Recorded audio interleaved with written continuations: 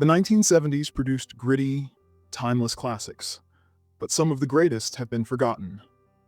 We're unearthing 10 lost pictures, from the film that quietly invented the modern biopic, to the definitive movie about the death of the American dream. Forget plot, forget story structure.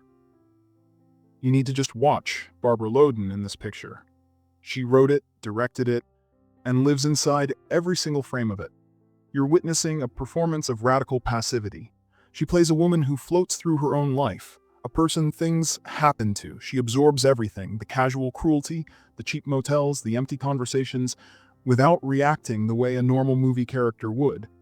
There's no big outburst, no dramatic monologue. It's a quiet, devastating portrait of pure alienation.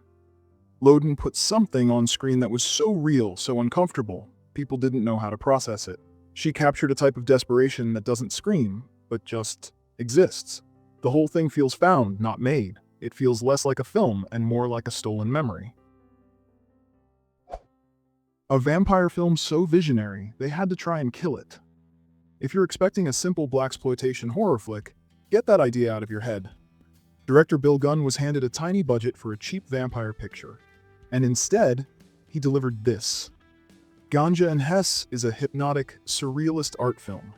You're watching Dwayne Jones, the hero from Night of the Living Dead, play an anthropologist cursed with immortality by an ancient dagger.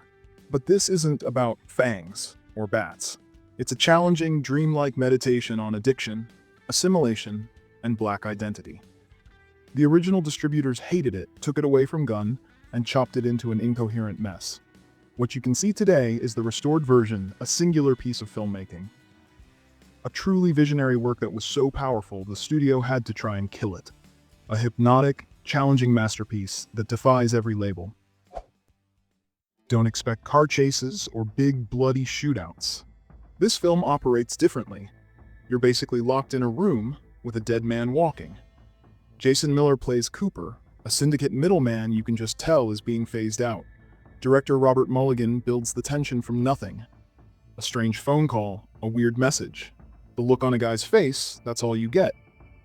It's a slow burn masterpiece of paranoia. You're watching Cooper try to hold his crumbling world together, but every move he makes just sinks him deeper.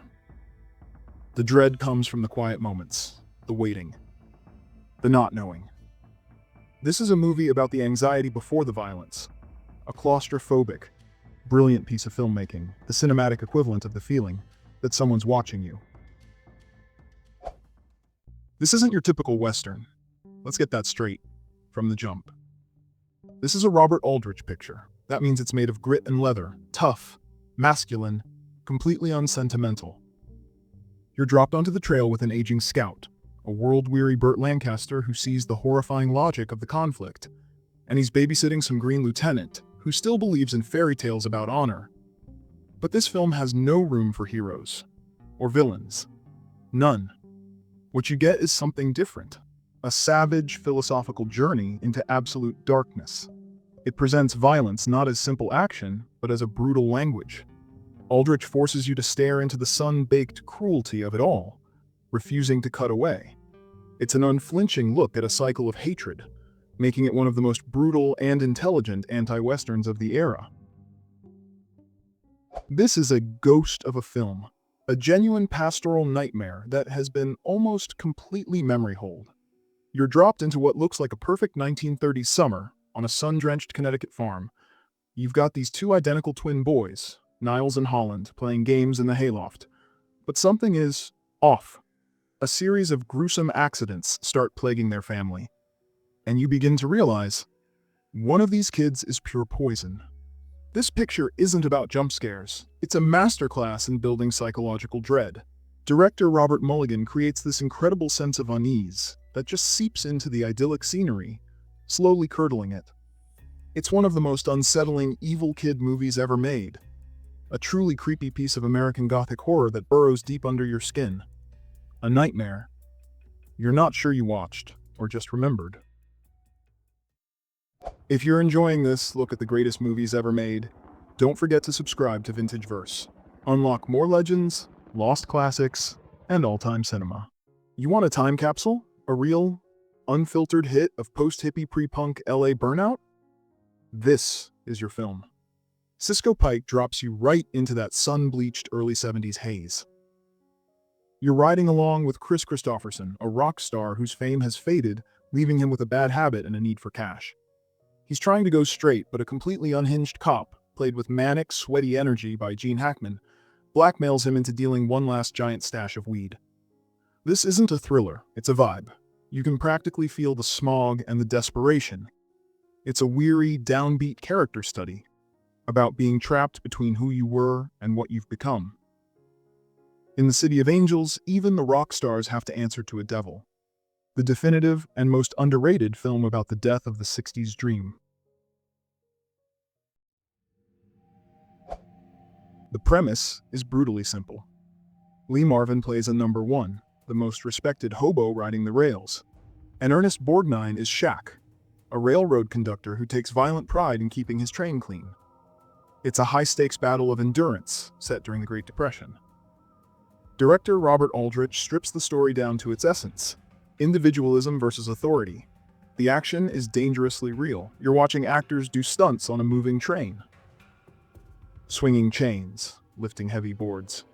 It's a mean, unsentimental picture, less a narrative, and more a feature-length slugfest between two of Hollywood's toughest men. Audiences in '73 weren't ready for how bleak it was, which is why it slipped through the cracks. One of the hardest-hitting and most underrated films of the '70s. This is the great, forgotten '70s paranoid thriller, the anti-mystery. You're watching Gene Hackman as Harry Moseby, a private eye who thinks he's Philip Marlowe. He takes a seemingly simple case, find a runaway teen, and you follow him down a rabbit hole of Hollywood stuntmen, smugglers, and broken people in the Florida Keys. But the genius of this picture? It refuses to play by the rules. Every clue Moseby finds just complicates things. Every lead goes cold. You feel his frustration as he tries to piece together a puzzle with no solution. This is the ultimate post-Watergate noir. It's a film about a detective who isn't smart enough to solve the crime, wandering through a world so corrupt and broken that nothing adds up. A masterpiece of pure disillusionment. The best detective movie ever made about complete and utter failure. This is the film that completely reinvented the biopic by refusing to be one. Hal Ashby's Bound for Glory isn't a greatest hits collection of Woody Guthrie's life. You're not getting a checklist of famous moments. Instead, you're dropped right onto the road with him. A wandering, atmospheric journey through Depression-era America. David Carradine gives an incredible, immersive performance. He doesn't just play Guthrie, he channels his restless spirit. But the real magic here is the camera. This picture marks the first ever use of the Steadicam in a feature film. Cinematographer Haskell Wexler's groundbreaking work creates this dusty, you-are-there realism. The camera just floats through the migrant camps and boxcars, making you a silent witness. It's a quiet, sad, and deeply authentic movie that's overlooked because it offers no easy triumphs, only the hard, honest truth of the road. The film that quietly invented the modern biopic and then was forgotten. Half gangster flick, half Midwestern gothic fever dream. You're sent to Kansas with Lee Marvin, a Chicago enforcer chasing down a debt. The man who owes? A meatpacking kingpin, Gene Hackman at his most ruthless.